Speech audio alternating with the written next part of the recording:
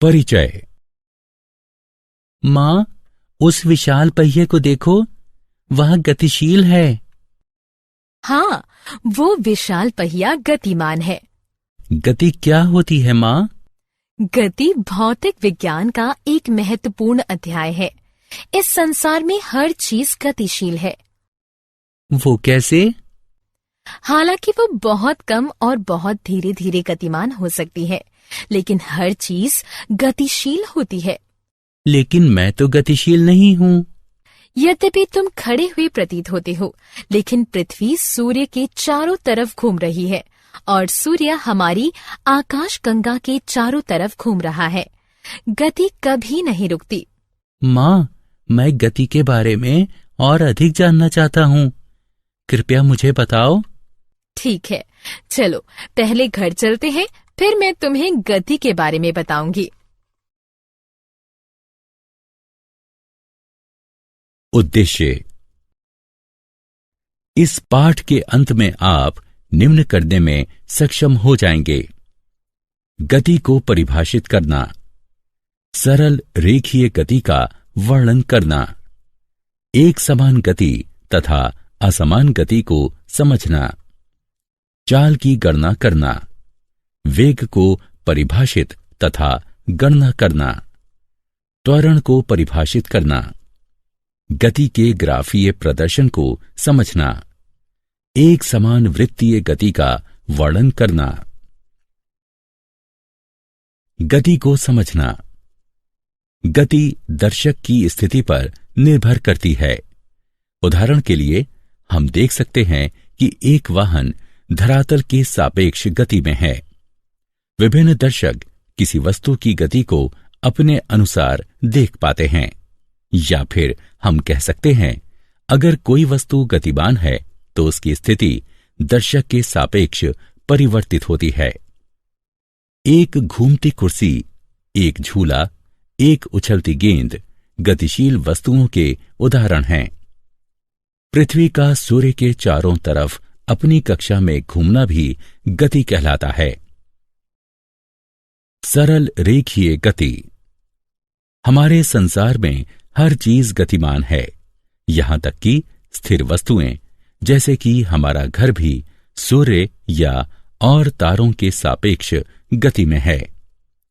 गति पूर्णता ऊर्ध्वाधर, जैसे कि एक गिरता हुआ पत्थर, पूर्णता क्षैतिज, जैसे कार का राजमार्ग पर चलना, या तिरछी, जैसे एक हवाई जहाज का रनवे पर एक कोण पर उड़ान भरना होती हैं।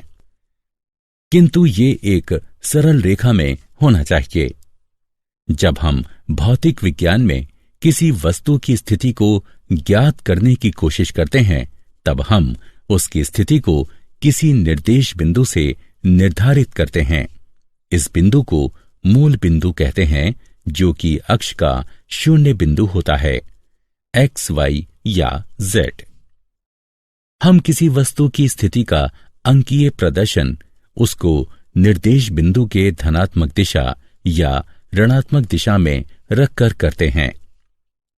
उदाहरण के लिए एक कण को x बराबर 10 मीटर रखते हैं। यह कण x अक्ष के मूल बिंदु से 10 मीटर दूर स्थित होगा। जैसा कि तुमने पाया कि वस्तु की स्थिति को लंबाई की किसी मात्रक से मापा जाता है, हम यहां उदाहरण के तौर पर मीटर को मात्रक लेंगे। यहां वस्तु द्वारा तय की गई दूरी 10 मीटर है। किसी वस्तु की दूरी को निर्धारित करने के लिए हमें केवल अंकीय मान की आवश्यकता होती है, ना कि उसकी गति और दिशा की। किसी भौतिक राशि का अंकीय मान उसका परिमाण होता है। वस्तु की प्रारंभिक एवं अंतिम स्थिति के बीच की न्यूनतम दूरी को वस्तु का विस्थापन कहते हैं। एक समान गति तथा असमान गति। एक समान गति तथा असमान गति को समझने के लिए एक उदाहरण लेते हैं। इस सारणी यानी तालिका को देखो। यह कार ए द्वारा तय की गई दूरी है। माना कि 0 सेकंड में ये 0 मीटर दूरी तय करती है। 5 सेकंड में ये 10 मीटर तय करती है। 10 सेकंड में ये 20 मीटर दूरी तय करती है, इत्यादि। या हम कह सकते हैं कि हर 5 सेकंड में कार 10 मीटर दूरी तय करती है, क्योंकि ये समान समय अंतराल में समान दूरी तय करती है, तो उसकी गति को एक समान गति कहते हैं। अब कार बी को देखो। कार बी 5 सेकंड में 5 मीटर दूरी तय करती है। 10 सेकंड में ये 15 मीटर दूरी तय करती है। 15 सेकंड में ये 20 मीटर दूरी तय करती है। हमने देखा कि कार बी समान समय अंतराल में समान दूरी तय नहीं करती, तो उसकी गति को असमान गति कहते हैं। चाल। क्या तुम विभिन्न चाल से चल रही दो समान वस्तुओं में अंतर बता सकते हो? जैसा कि हम सब जानते हैं कि समान समय में वो वस्तु अधिक दूर जाती है जो कि तेज चलती है या तेज चाल से चलती है, बजाय उस वस्तु के जो धीरे चलती है। चाल में दूरी एवं समय दोनों साथ साथ होते हैं। तेज का मतलब या तो दूर, ज्यादा दूरी, या जल्दी यानी कम समय से होता है। किसी वस्तु की चाल को दुगना करने का मतलब होता है कि समान समय में दुगनी दूरी तय करना। किसी वस्तु की चाल को दुगना करने का मतलब निर्धारित दूरी के लिए आवश्यक समय को आधा करना भी होता है। वस्तु द्वारा इकाई समय में तय की गई दूरी के उपयोग से उस वस्तु की गति की दर प्राप्त की जा सकती है। चाल का मात्रक मीटर प्रति सेकंड होता है। इसे इस चिन्ह द्वारा प्रदर्शित किया जाता है। अधिकतर अवस्थाओं में वस्तुएं असमान गति में होती हैं, इसलिए हम उन वस्तुओं की गति की दर को उनकी औसत चाल के रूप में व्यक्त करते हैं। वस्तु की औसत चाल उसके द्वारा तय की गई कुल दूरी को कुल समय अवधि से भाग देकर प्राप्त की जा सकती है। यदि एक वस्तु t समय में s दूरी तय करती है तो इसकी चाल v बराबर s/t होगी। दिशा के साथ चाल। एक निश्चित दिशा में चाल को वेग कहते हैं। किसी वस्तु की चाल व्यक्त करती है कि वह कितनी गति से चल रही है, जबकि वेग वस्तु की चाल एवं दिशा दोनों को दर्शाता है। एक समान वेग के लिए वस्तु को नियत चाल से निश्चित दिशा में चलना चाहिए। इसकी गणना औसत चाल की गणना के समान ही होती है। औसत वेग को प्रारंभिक वेग और अंतिम वेग के अंकगणितीय माध्य के द्वारा प्राप्त किया जा सकता है। औसत वेग बराबर प्रारंभिक वेग जमा अंतिम वेग बटे 2। गणितीय रूप में v/a/v बराबर u जमा v बटे में 2, जहां v/a/v औसत वेग है, u प्रारंभिक वेग है तथा v वस्तु का अंतिम वेग है। चाल तथा वेग दोनों का मात्रक समान अर्थात मीटर प्रति सेकंड होता है।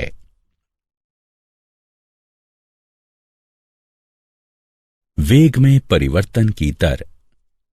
वस्तु के प्रति इकाई समय में वेग परिवर्तन की माप को त्वरण कहते हैं। एक दिशा में त्वरण वस्तु की गति के बढ़ने या घटने का माप है। त्वरण वेग के परिमाण एवं दिशा में परिवर्तन की दर को व्यक्त करता है। त्वरण का मात्रक मीटर प्रति वर्ग सेकंड है। वस्तु के प्रति इकाई समय में वेग परिवर्तन की माप है, अर्थात त्वरण समय अवधि में वेग परिवर्तन के बराबर होता है। यदि एक वस्तु का वेग प्रारंभिक वेग u से t समय में बदलकर v हो जाता है तो त्वरण a निम्न होगा, a बराबर v घटा u बटे में t। एक समान या नियत परिमाण वाले त्वरण एक प्रकार की गति होती है जिसमें इसका वेग समान समय अंतराल में समान रूप से बदलता है। दूसरी ओर यदि एक वस्तु का वेग असमान रूप से बदलता है तो वो असमान त्वरण से चलती है।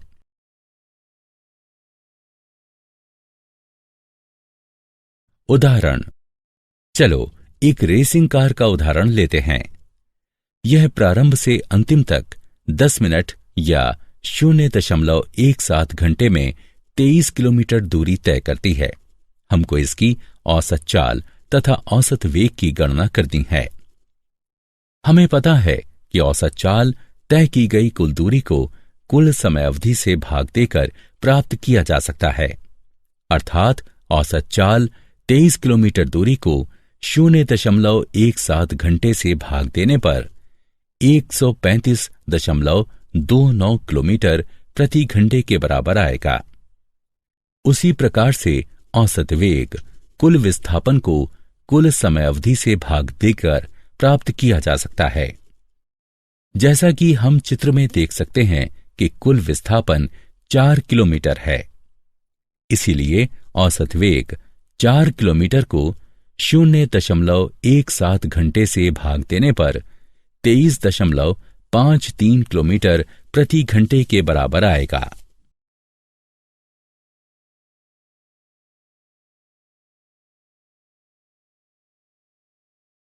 गति का ग्राफीय प्रदर्शन। एक ग्राफ दो प्रकार के आंकड़ों में संबंध का चित्रीय प्रदर्शन है, जिसमें एक प्रकार के आंकड़े निर्भर चर तथा दूसरे प्रकार के आंकड़े स्वतंत्र चर होते हैं। विस्थापन। क्योंकि विस्थापन एक निर्भर भौतिक राशि है, इसलिए समय ग्राफ में इसको y अक्ष पर प्रदर्शित किया जाता है तथा समय स्वतंत्र राशि है, अतः इसे x अक्ष पर प्रदर्शित किया जाता है। अगर किसी वस्तु की स्थिति समय के साथ बदलती है तो वो गतिशील है। यदि कोई वस्तु समान समय अंतराल में समान विस्थापन तय करती है तो ग्राफ x अक्ष पर एक सीधी रेखा होगी जो एक समान गति को प्रदर्शित करता है। यदि ग्राफ एक वक्र है तो वो असमान गति को प्रदर्शित करता है। विस्थापन समय ग्राफ का ढलाव वस्तु के वेग को प्रदर्शित करता है। हम इसके बारे में एक छोटे से क्रियाकलाप के बाद विस्तार से जानेंगे।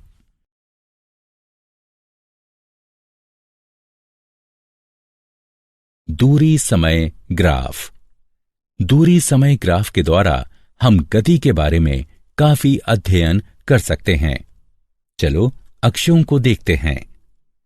समय हमेशा x अक्ष पर यानी ग्राफ के निचले हिस्से पर अंकित किया जाता है। x अक्ष पर जितना दाईं तरफ बढ़ेंगे उतना ही समय प्रारंभ से ज्यादा होगा। दूरी हमेशा y अक्ष पर यानी ग्राफ की भुजा पर अंकित किया जाता है। ग्राफ में हम जितना ऊपर की तरफ बढ़ेंगे उतनी ही प्रारंभ से दूरी ज्यादा होगी। यदि कोई वस्तु गतिशील नहीं है तो उसको दूरी समय ग्राफ पर एक क्षैतिज रेखा से प्रदर्शित किया जाता है। हम देख सकते हैं कि अगर समय ग्राफ में दाईं तरफ बढ़ रहा है लेकिन दूरी में कोई परिवर्तन नहीं हो रहा है तो वो गतिशील नहीं है। हम ये कहते हैं कि वो वस्तु स्थिर है। यदि कोई वस्तु एक नियमित गति से गतिमान है तो वो दिए गए समय में समान दूरी से बढ़ेगी। ग्राफ में हम देख सकते हैं कि समय दाईं तरफ बढ़ रहा है तथा दूरी समय के साथ नियमित बढ़ रही है। इसका मतलब है कि वस्तु नियत गति से चलती है। नियत गति को ग्राफ में एक सीधी रेखा से प्रदर्शित किया जाता है। वेग समय ग्राफ। वेग समय ग्राफ को चाल समय ग्राफ भी कहा जाता है। चाल समय ग्राफ दूरी समय ग्राफ जैसा दिखाई पड़ता है। समय x अक्ष पर अंकित किया जाता है। चाल या वेग हमेशा y अक्ष पर अंकित किया जाता है। चाल समय ग्राफ पर एक सरल क्षैतिज रेखा दर्शाती है कि चाल नियत है, अर्थात ये समय के साथ बदल नहीं रही है। जब ग्राफ बढ़ती चाल को दर्शाता है तब गतिशील वस्तु त्वरित हो रही है। जब ग्राफ घटती चाल को दर्शाता है तब गतिशील वस्तु मंदित हो रही है। यह वस्तु के असमान त्वरित गति का वेग समय ग्राफ है। ग्राफीय विधि से गति के समीकरण। गति के 3 समीकरण निम्नलिखित हैं। v बराबर u जमा at, s बराबर ut जमा 1/2 at वर्ग, 2as बराबर v का वर्ग घटा u का वर्ग, जहां u वस्तु का प्रारंभिक वेग है जो कि t समय के लिए एक समान त्वरण a से चलती है, v अंतिम वेग है तथा t समय में वस्तु के द्वारा तय की गई दूरी s है। पहला समीकरण वेग एवं समय में संबंध व्यक्त करता है। दूसरा समीकरण समय एवं स्थिति के बीच संबंध व्यक्त करता है। तीसरा समीकरण वेग एवं स्थिति के बीच संबंध व्यक्त करता है, जिसे पहले तथा दूसरे समीकरण से प्राप्त किया जा सकता है। वेग समय संबंध के लिए समीकरण। कोई वस्तु जो कि एक सरल रेखा में एक समान वेग से चल रही है, माना कि समय t बराबर 0 पर इसका एक समान त्वरण a है, जबकि इसका प्रारंभिक वेग u है। त्वरण के परिणाम स्वरूप इसका वेग t समय में बढ़कर v यानी अंतिम वेग हो जाता है तथा t समय में वस्तु s दूरी तय करती है। चित्र वस्तु की गति के वेग समय ग्राफ को दर्शाता है। vt ग्राफ का ढलाव गतिशील वस्तु का त्वरण दर्शाता है। अतः त्वरण बराबर ढलाव बराबर ab बराबर bc बटे ac बराबर v घटा u बटे t घटा o, अथवा a बराबर v घटा u बटे t, v घटा u बराबर at, v बराबर u जमा at, जो कि गति का पहला समीकरण है। समय स्थिति संबंध के लिए समीकरण। माना कि कोई वस्तु t समय में a त्वरण से s दूरी तय करती है। वस्तु के द्वारा तय की गई दूरी वेग समय ग्राफ में घिरे क्षेत्र द्वारा प्राप्त की जाती है।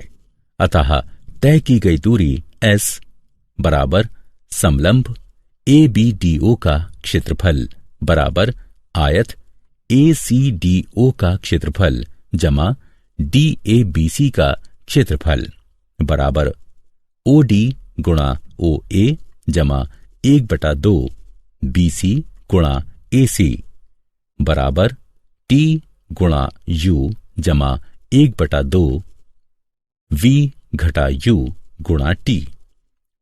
हल करने पर हमें प्राप्त होगा बराबर UT जमा 1/2 V घटा U गुणा T। गति के पहले समीकरण से हम जानते हैं कि V घटा U बराबर AT है, या हम लिख सकते हैं कि V बराबर U जमा AT। अतः S बराबर UT जमा 1/2 AT गुणा T। S बराबर UT जमा 1/2 AT वर्ग। यह गति का दूसरा समीकरण है।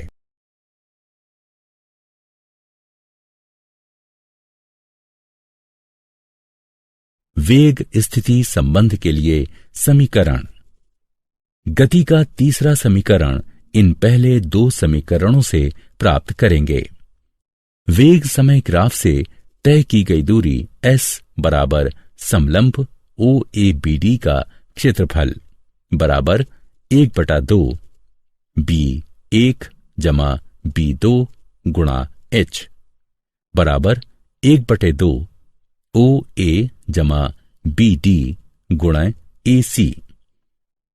OA बराबर U, बी डी बराबर वी और ए सी बराबर टी रखने पर हम पाते हैं एस बराबर 1/2 यू जमा वी गुणा टी।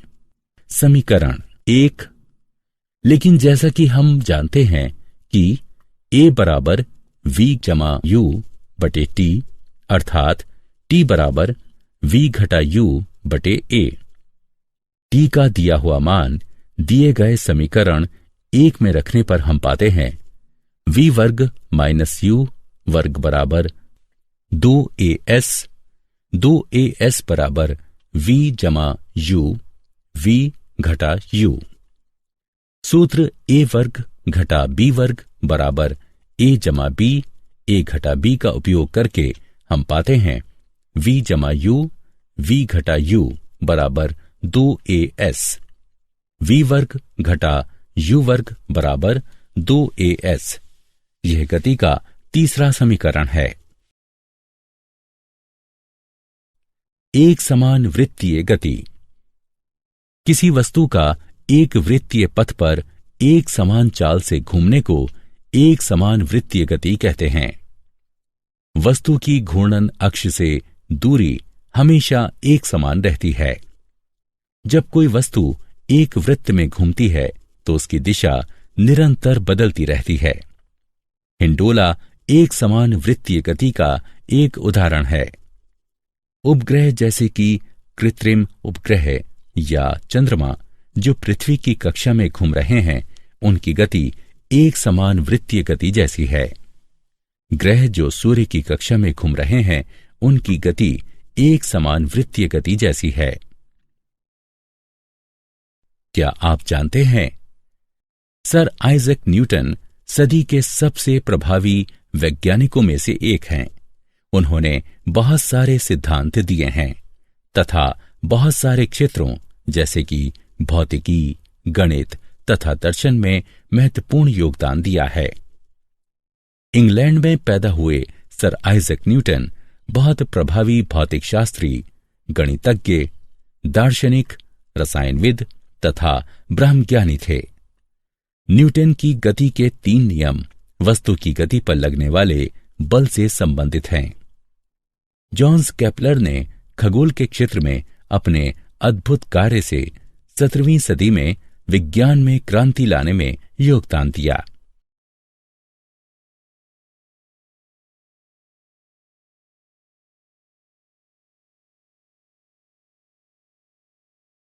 सारांश।